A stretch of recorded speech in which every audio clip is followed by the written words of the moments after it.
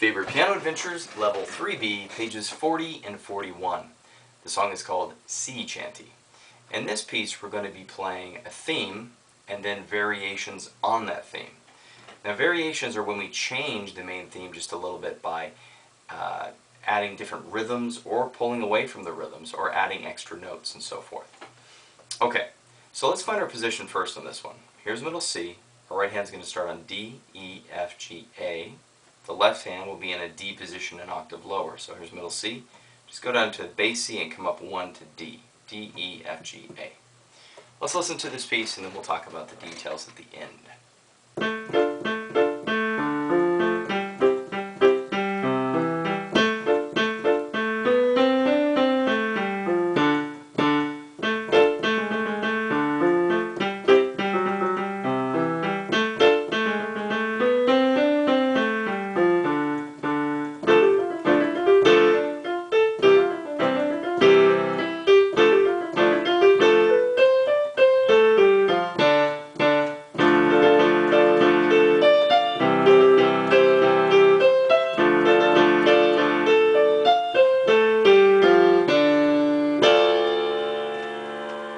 Okay, now let's talk a little bit about the differences in rhythms we have here.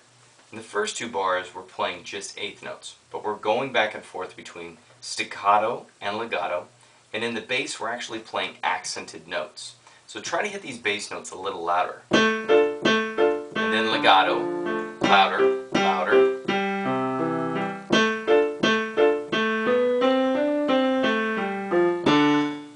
So we're trying to bring out those accent marks. Now in variation 1, we're doing the accents again, but we're now incorporating 16th notes. So I'm going to count this variation so you can listen to how we can count this with 16th notes.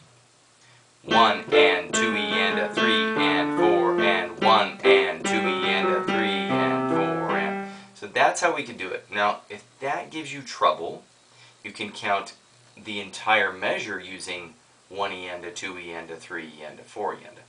That way you don't have to go between 1 and 2 E and a. Sometimes that throws people off. So you could start off and go 1 E and a, 2 E and a, 3 E and a, like that, okay? So you could keep it all uniform, the same in your counting. Alright, now let's look at variation 2 on page 41 at the top. We're going to be playing a lot of 16th notes back to back to back. So listen to me count this.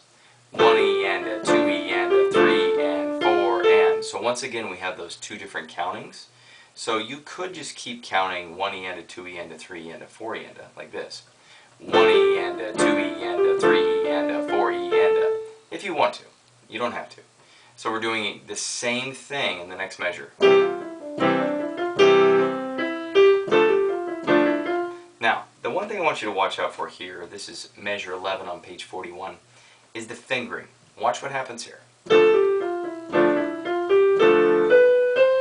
You noticed how my thumb crossed under there. Let's watch again. I'll do it slower. 3, 1, 2, 3, 4, 5, 4, 1, 3. Crossed back over there.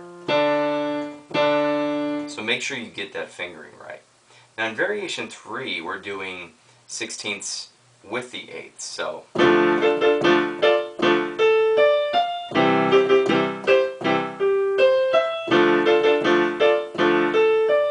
now at the very end we have a molto ritardando. So we want to slow down a bunch. So when we do this, we're trying to bring those tones out because we're now playing fortissimo, we're getting very loud. And then the very last chord and note we have an accent mark, so we're really hitting that. And if you want to hit it and hold it just a little bit longer because we got the fermatas above there, that works out too. Okay, so hopefully that gives you enough information to complete this piece and get ready for the final piece of level 3B. Good luck.